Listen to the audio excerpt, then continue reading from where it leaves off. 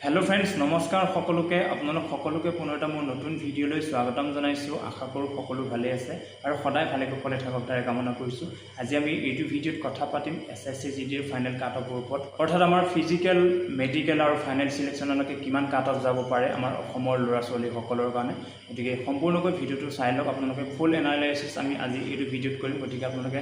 ভিডিঅবোৰ সম্পূৰ্ণকৈ চাব তাৰ পিছতে এটা কমেন্ট কৰিব গতিকে কিছুমানে মাজতে চাই বা সম্পূৰ্ণকৈ নুচুৱাকৈ কিবা এটা কমেন্ট কৰি দিয়ে গতিকে মই প্ৰথমতে আপোনালোকক কৈছিল যে অসমৰ লৰা ছোৱালী সকলৰ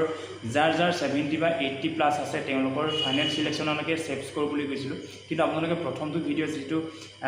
কিছুমানে কৈছে ডিমোটিভেট কৰিলো বুলি গতিকে তেনেকুৱা কোনো কথা নাই আপোনালোকে গম পাইছে আমাৰ কাট অফটো কমিব কিন্তু কেতিয়া কমিব আমাৰ যদি আমাৰ আকৌ পোষ্ট ইনক্ৰিজ হয় হয়নে গতিকে তেতিয়া আপোনাৰ 50 যাব পাৰে বা 60 যাব পাৰে তো প্ৰথমতে এতিয়া ফিজিক্যাললে কাৰোবাক 45 তো মাতিব পাৰে বা 55 তো মাতিব পাৰে হয়নে তাৰ কোনো কথা নাই গতিকে আপোনালোকে যি সকলে 45 পাইছে 50 পাইছে 60 পাইছে ফিজিক্যাল প্ৰেক্টিস কৰি থাকক তাতে কোনো কথা নাই কিন্তু মই যেতিয়া আপোনালোকৰ কাৰণে ভিডিঅটো বনাইছিলো 70 80 প্লাস যাৰ আছে সেভ স্কোৰ বুলি তেওঁলোকক কৈছিলো যে ফিজিক্যাললে আপোনালোকক 15 মাতিলে যে আপোনালোকে ফিজিক্যালৰ পৰা আপোনালোকে মেডিকেলৰ পৰা ফাইনাল সিলেকশন পাব হেতু কথা নহয় গতিকে বহুতে কম মাৰ্ক পাইছে কিন্তু তাৰ ফলনি বহুত মাৰ্ক পাইছে হয়নে 70 80 প্লাস পোৱা বহুত লৰা ছোৱালী আছে অসমত গতিকে এটা কথা কৈছো ভালদৰে কথাবোৰ ভাবি চিন্তি লব আমিও এনে ভিডিঅবোৰ নবনাও যে কোন ক্যান্ডিডেটে কিমান মাৰ্ক পাইছে চাই লওঁ তাৰ পিছতে আমি ভিডিঅবোৰ বনাও গতিকে কোনোবা কাৰোবাক 55 মাতিছে 16 মাতিছে হেতু ডাজ নট ম্যাটাৰ সবকে মাতিব যে 55 বা 60 ফিজিক্যাললে মাতে তাকো কিছুমানৰ যদি আমাৰ এসটি ক্যান্ডিডেট হয় বা এসসি ক্যান্ডিডেট হয় এসসি বা এসটি ৰ অলপ কাট অফটো কম যায় ফিজিক্যালে হোক বা ৰিটেন হয়নে তো জেনাৰেল ইউআৰ বা আপোনালোকৰ ওবিসি ক্যান্ডিডেটৰ কমেও 6 7 10 মান বেছিকে যায় গতিকে তেওঁলোকৰ কাৰণেটো মই 70 80 টো ঠিকই গৈছিল গতিকে এটাই কথা কৈছো ফিজিক্যাল কাট অফে হোক ৰিটেন কাট অফে হোক বা ফাইনাল সিলেকশন কাট অফে হোক কোনেও কাৰেক্টলি এক্সাক্টলি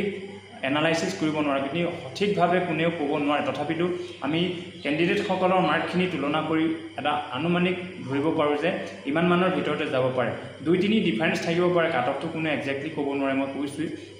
গতিকে আমাৰ লৰা ছোৱালী সকলৰ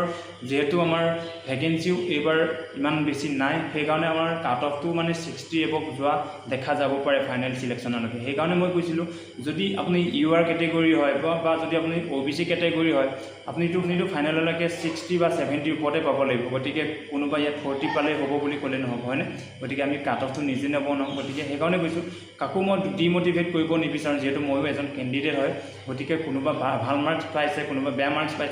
হেতু কোনো কথা নাই বাট আপোনালোকে প্ৰথম স্টেপ হয় যেহেতু ফিজিক্যালটো হয়নে গতিকে কাৰোবাক 50 তো মাতিব পাৰে মই কৈছো যে আপুনি 50 পালে যে চাকৰি পাব বা নাপাব হেতু কথা নহয় এবাৰ 40 তো যাব পাৰে হেতু কোনো কথা নাই বাট মই কৈছো যে ফিজিক্যাল আছে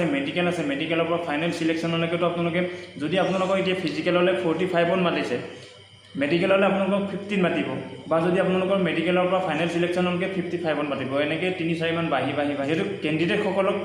যাৰ বেছি মাৰ্কস আছে তেওঁলোকক কথা ক্যান্ডিডেট কিছুমানক ৰখাই দিব লাগে সেই কাৰণে মাৰ্কসখিনি আপোনালোকৰ ওপৰত হৈ যায় গতিকে কথাবোৰ বুজি পাইছে চাগে তো সেই কাৰণে কৈছো এসটি হওক এসসি হওক বা আপোনালোকৰ